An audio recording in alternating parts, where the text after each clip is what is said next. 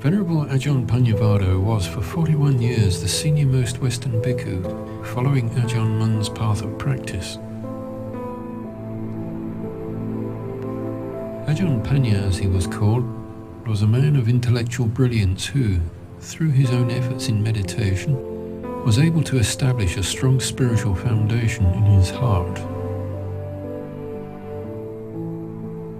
While showing a selfless devotion to the task of presenting Ajahn Mun's Dhamma to his many disciples, his calm and purposeful presence touched the lives of so many people.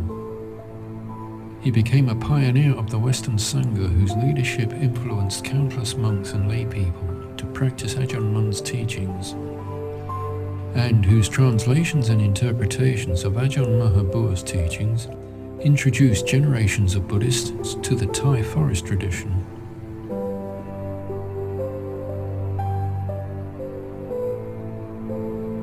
Ajahn Panya was born Peter John Morgan of Welsh parents on the 19th of October 1925. His birth took place in Mysore state in South India at Kola goldfields, where his father was working as a mining engineer.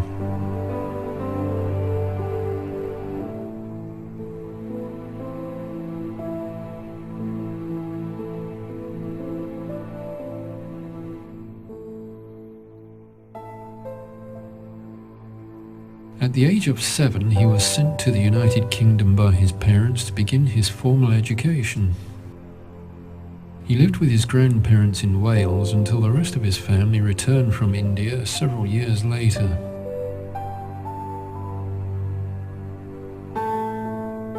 His family then settled in the English Midlands, where he completed his primary education. Because of the Second World War, his family was forced to move several times before he finally completed his secondary education.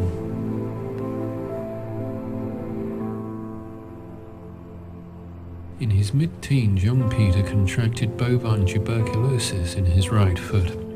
He underwent several unsuccessful treatments before having the infected bone surgically removed from his foot, resulting in his ankle bones being fused together. He was not required to serve in the military during the war, and thus avoided making a lot of bad karma for himself.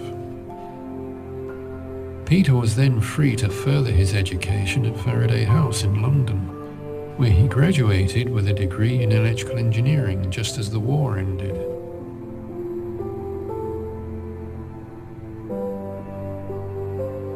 Following graduation, he spent 2 years in India working as an electrical engineer in the Kola gold mines. Upon his return to England, he continued working as an engineer for a further 7 years, first in Stafford, then in London. It was during this period of his life that Peter became deeply interested in Buddhism. He began to contemplate the value and purpose of birth and life in this world in light of its inevitable march towards sickness, old age, and death. He began to question the very nature of existence and concluded that popular religious and scientific explanations were seriously flawed. In his quest for the truth, he discovered that the Buddha's teaching provided a firm basis in theory and practice, which could serve as a platform for thoroughly investigating these issues.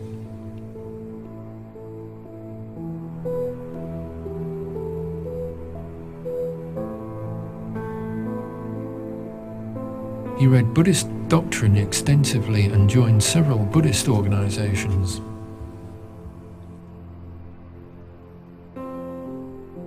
Finally, inspired by the example of Bhikkhu Pannavaddho, who had ordained in Thailand, Peter decided to denounce the worldly life in order to fully pursue his search for the truth, unhindered by the burden of worldly concerns.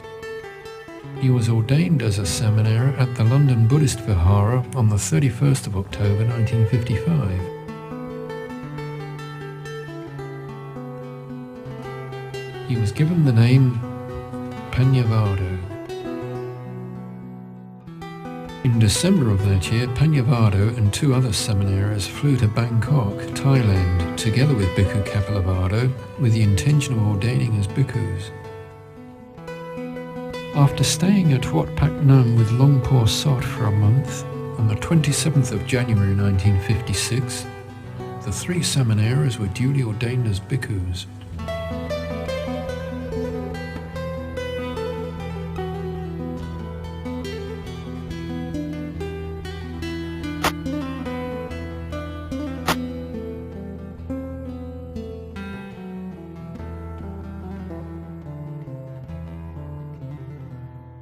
In mid-July of that year, they all returned to London, where they settled into a small vihara provided by the English Sangha Trust. Gradually, the others all returned to lay life, leaving Bhikkhu Pannavaddho to look after the vihara alone. He remained in charge of the vihara for a full 5 years before another bhikkhu arrived to take his place. During that time, he selflessly devoted himself to the task of teaching the Dhamma to the best of his ability, not only at the Vihara, but also in giving lectures and in organizing retreats. At the same time, he fulfilled his obligation to the monk's life of meditation, practicing it as thoroughly and as strictly as possible. He deeply felt the lack of a reliable mentor, a good teacher who could assure him that the noble goals of the Buddha's teaching were still attainable in the modern era. Were there any living arahants who could guide him along the path to Nibbana?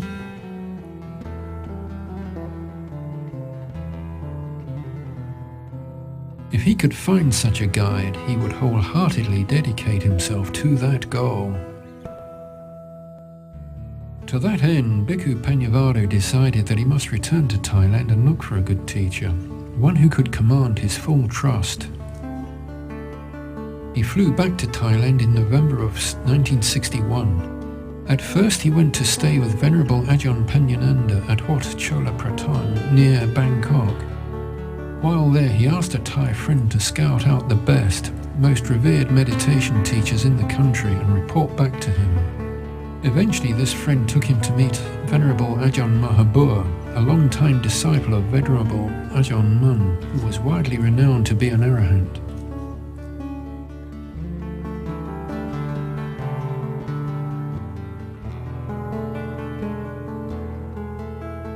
Impressed by Ajahn Mahabua's resolute character and profound wisdom, Bhikkhu Pannavaddho moved to his monastery Wat Pabantad in Udon Thani province and became his disciple.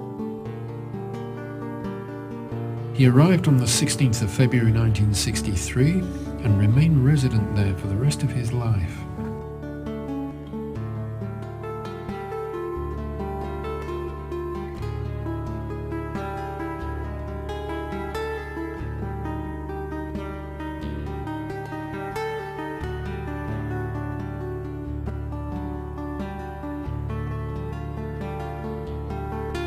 Ajahn Mahabua soon shortened his name to Panya, and from then on he was known simply as Ajahn Panya.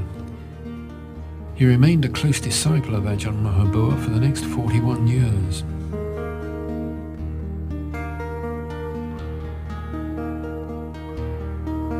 He said that he was able to put up with the hardships of living in the remote jungles of northeast Thailand, mainly due to the strong faith he had in Ajahn Mahabua and his teaching methods. The climate was hot and uncomfortable. The food was simple and rough. There was a language barrier to overcome, and his fused ankle left him with limited mobility. But his heart was bolstered by his faith in the teacher and his perseverance in the practice.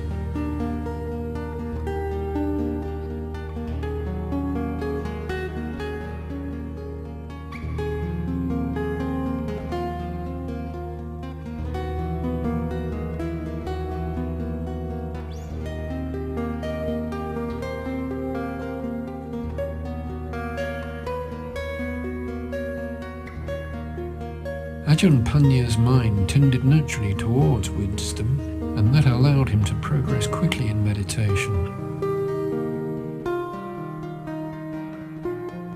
With the benefit of Ajahn Mahabua's careful guidance, his understanding of Dharma deepened and became more comprehensive with each passing year.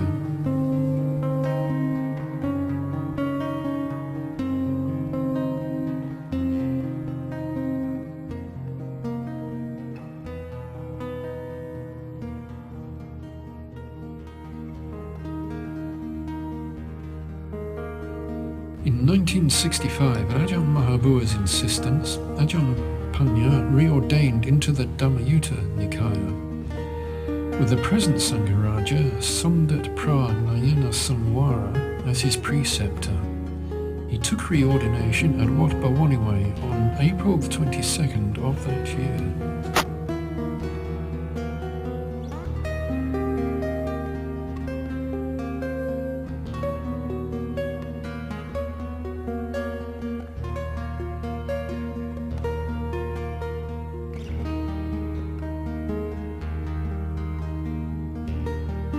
Ajahn Panya possessed a very subtle and refined nature. His practice was beyond reproach. He was always composed and circumspect, and displayed wisdom in everything he did. Not only did he develop himself to the fullest, but his exemplary life and practice influenced many people from all over the world.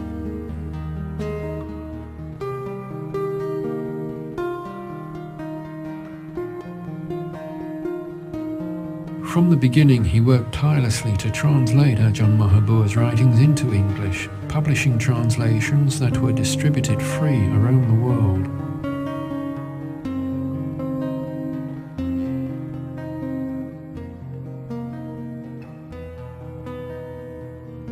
Gradually, he became a source of strength and inspiration to the Buddhists from many countries who traveled to Thailand to see him.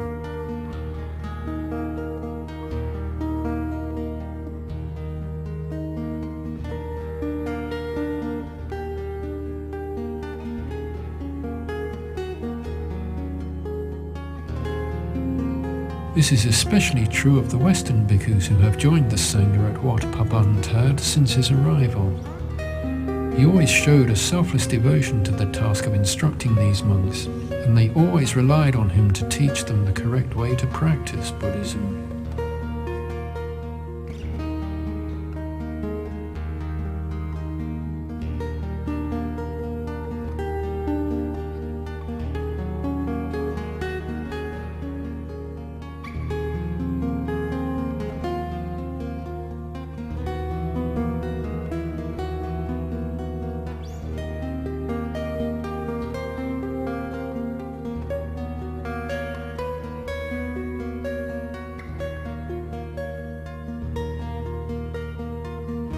In 1974, the English Sangha Trust invited Ajahn Mahabua to visit London, England, with the intention of trying to establish a Theravada Sangha there. Ajahn Panya accompanied his teacher to London, where he helped to communicate the essence of Ajahn Mahabua's Dharma teaching to the Buddhist faithful.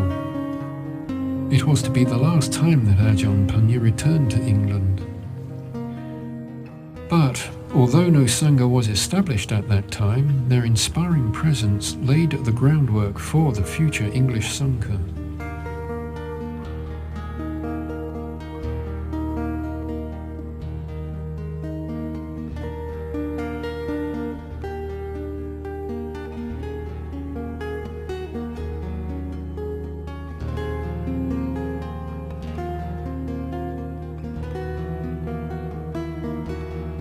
His knowledge of engineering became a valuable asset to the monastery. From the time he arrived, he was involved in almost every building project carried out at Wat Pah Bantad, often designing the project and overseeing the construction himself.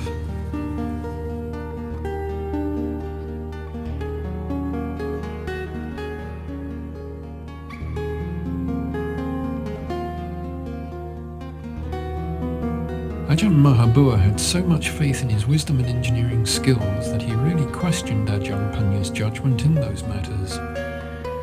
Whether the engineering was but electrical or mechanical, structural or electronic, he had mastered them all on his own initiative and could apply them with a skill and grace that constantly amazed his fellow monks. The ease with which Wat Pah Bantad developed from a simple forest monastery into a thriving monastic centre is a testament to Ajahn Panya's ability to manage a forest monastery's resources while protecting its traditions and its meditative environment.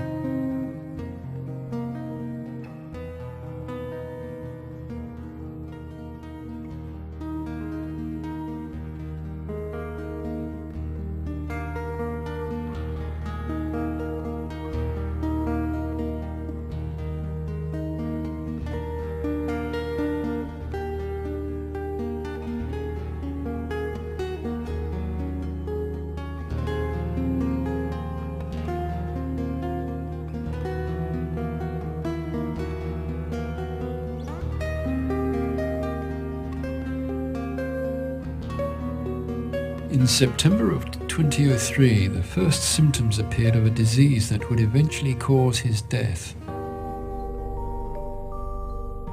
He was diagnosed with colon cancer, and he decided to treat it with natural herbal remedies. He appeared unfazed by his condition, and he felt quite sure that the medicine was working.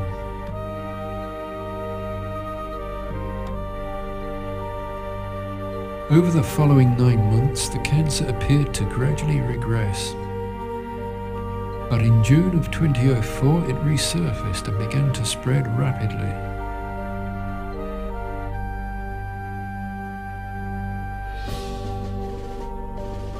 He showed great equanimity as death approached, never displaying any concern for the failing condition of his body.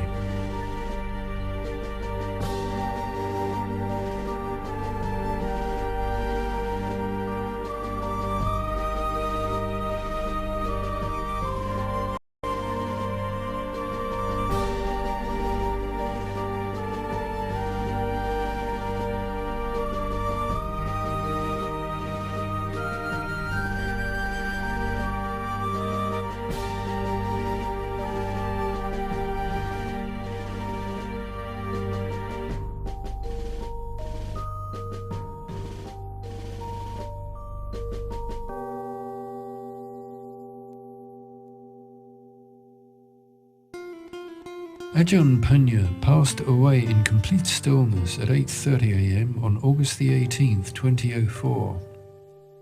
He was 2 months shy of his 79th birthday. He died as he lived, with his heart purely and simply at peace.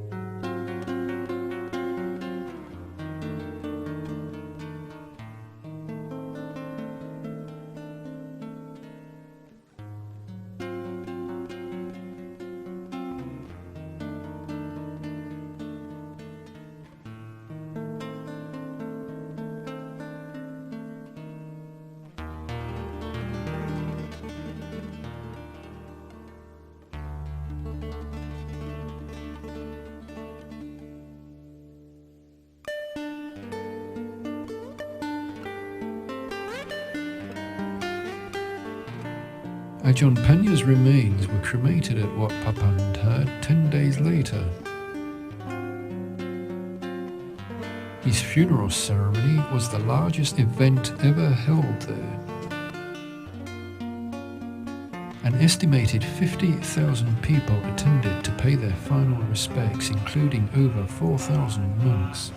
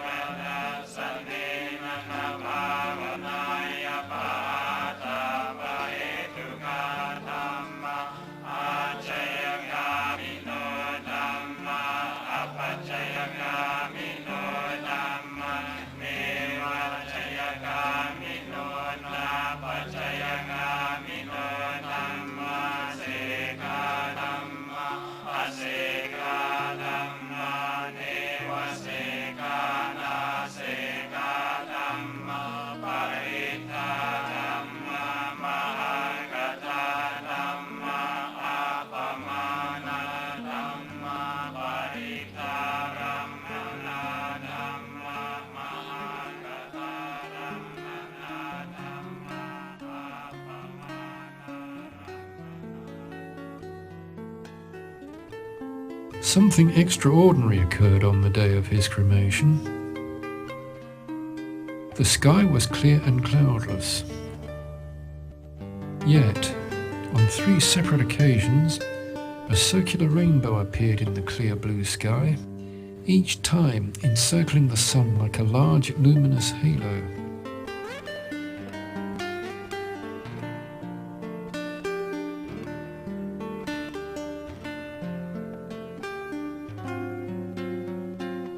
The rainbow first appeared as his casket was being placed on the funeral pyre. It appeared again later when his life story was being read aloud, and yet a 3rd time when Ajahn Mahabua lit the funeral pyre.